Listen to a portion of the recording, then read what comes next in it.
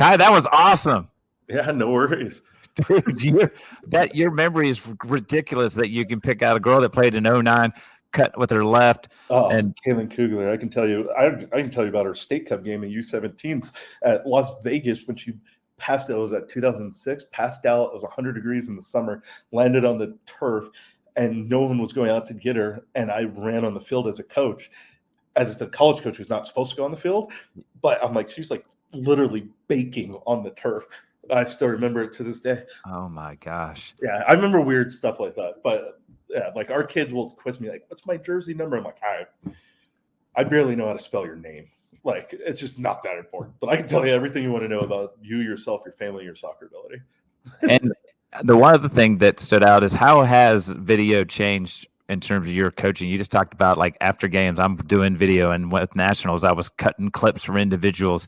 How has that changed like the whole coaching experience? I mean, I used to watch video and do video, but when I got to Michigan and worked with Greg Ryan, who's used to preparing people for World Cups, it was just so like he was like, "Why is it so long?" I'm like, "It's a minute." He's like, "It should be 48 seconds. Why do you still have the clip of them chasing the ball out of bounds for the throw-in? Cut it out. Like take 12 seconds times 10 clips. You just got 2 minutes of awareness back from your team." And I'm like, "What?"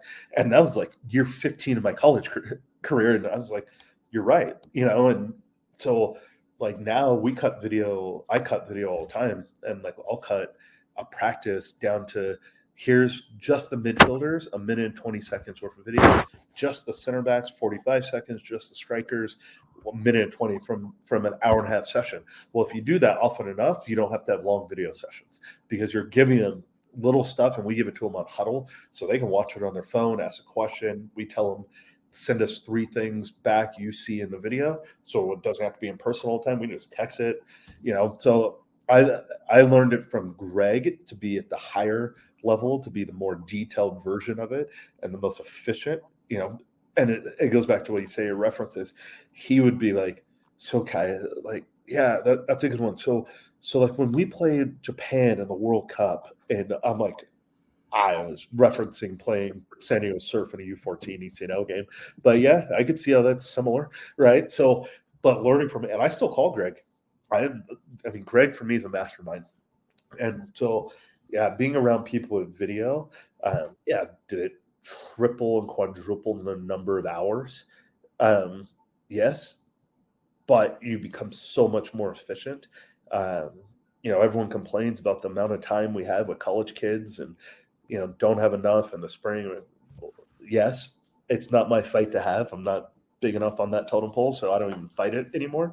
The two semester system is okay. Well, I don't. Well, I'll spend more time on video and find a way to coach more without going over the rules of coaching.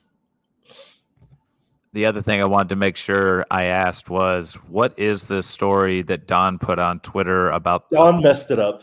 Is it a funnel thing? I didn't know how to. I don't want to bring it up in the real chat because I was like, I don't know where this is going or what Don's talking about. The funnel was, I think it was the class after mine, because he texted me afterwards. I was like, that wasn't my group. It was the class after mine, the Elite 8 team.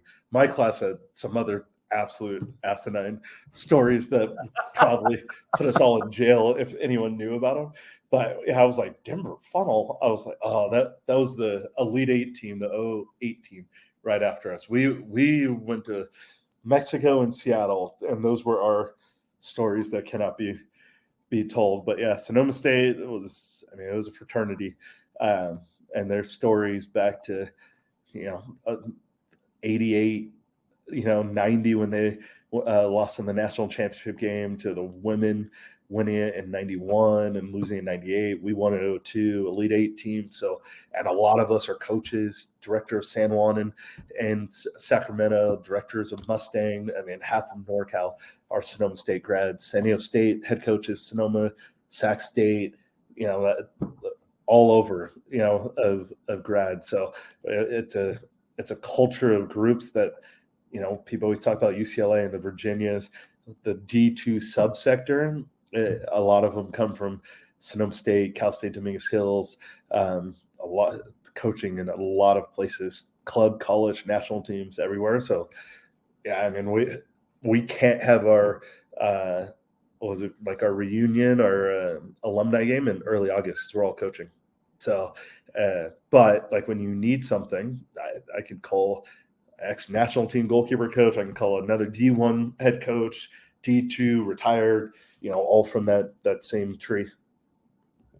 That's just amazing. The other thing that I thought was so awesome is that even when you kind of had a bump in the road, there was always like the person that picked you up or kind of brought you along with such a high level, like a great, Arizona State's no joke, and to go to Western Washington and even at Sonoma State, like these are everywhere you got the opportunity, which comes from like all the time you say, like I'm going as a volunteer. It's like I'm just and whatever. I thought that was really, really cool. And then just how you just, like I said, the relationship side has been so key, I think, for you in terms of people saying, "Hey, he's a really good coach." I mean, Nationals calls up, doesn't even know who you are. Next, thing you know, you're doing development academy and stuff. I mean, I think it's cool when your effort and what you do speaks for itself, beyond you having to sell yourself. I think that's such a huge like quality that's you don't see a whole lot with people. Yeah, and like I always tell people, if you know me or know of me, you are not neutral. You either love me or you hate me. There's no one neutral around me, right? And I'm okay with it. That's my personality. I don't want to be neutral. I want you to have opinion, when you walk away. And some people are like, F that guy. I never want to talk to him. And he's an arrogant asshole. Okay. And some people are like, how do I get you on the pod? How do I get you on my staff? How do I do this? That's life, right? Like I'd rather that than the bland middle where everyone thinks you're just a solid guy. That's just not my personality.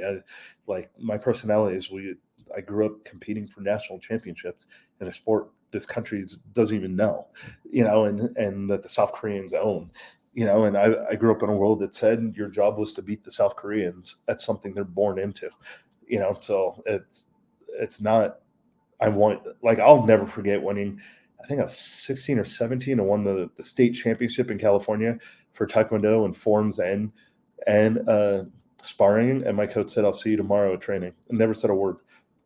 He's like, this is not why we compete. You're supposed to be the best in California.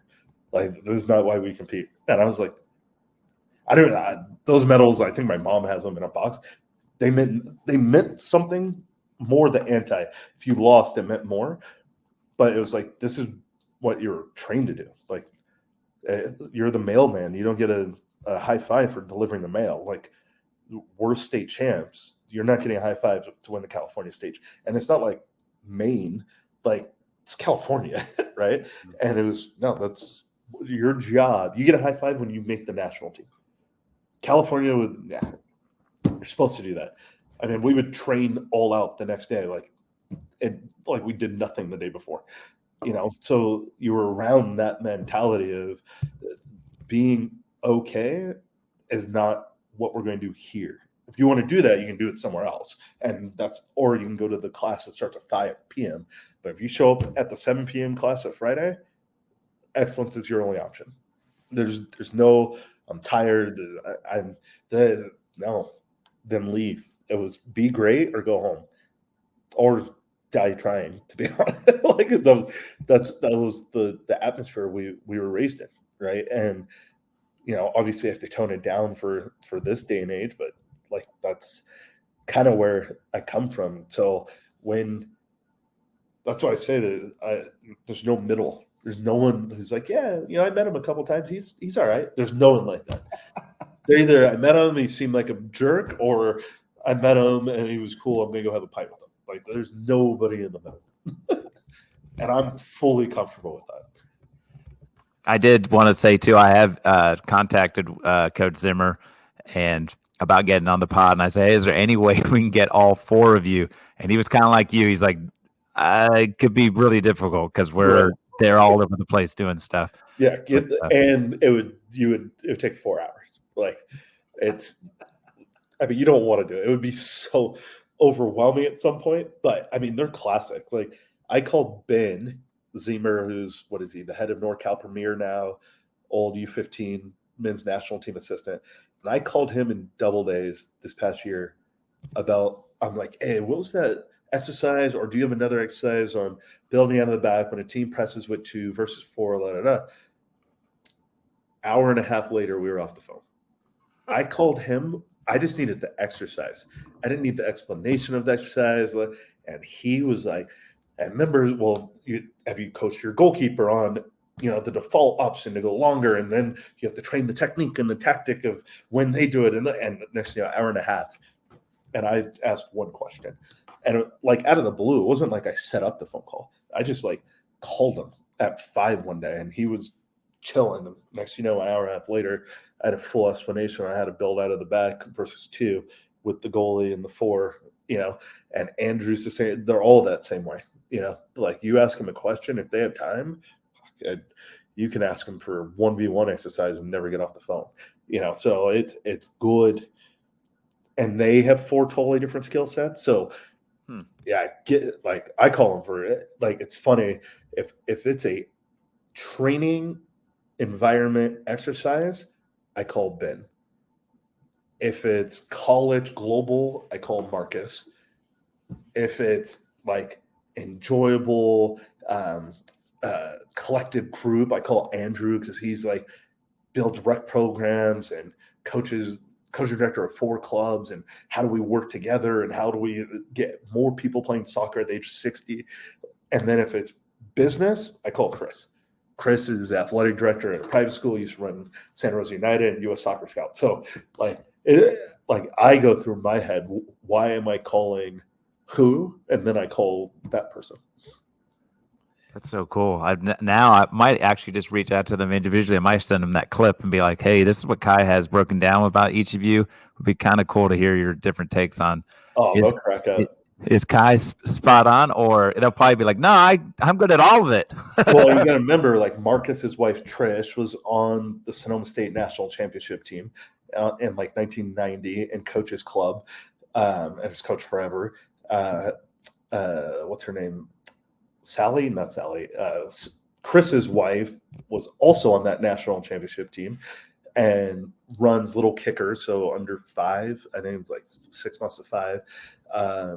Andrew's wife is the administrator for U.S. Club Soccer and NorCal Premier. So like they're all in it also. So those 3 all have a different skill set also. They're like the super crew. They could run U.S. soccer. I mean, at times they do. Well, Kai, I really appreciate this. This has been awesome. Like I said, a lot of people, when I first came out and was talking to people, they're like, you need to talk to Kai. And then when I got to see you in January, I was like, oh yeah, I love just like you said, your straightforwardness, and here's how things worked. And you're like, hey, it's happened for a reason. I moved on. And I love the fact that you talked about when I left, I got let go at St. Mary's and the whole Michigan thing. I didn't want people to sit there and go, oh, that's the St. Mary's fault. They should, no, because I'm going to be in another position. Like, here I am at Southern Utah. I want to not make mistakes that I made previously. I want to crush it here. And it sounds like you're making some great headways there. So I'm excited to keep watching you grow that program. Definitely. Thanks, man. I appreciate it.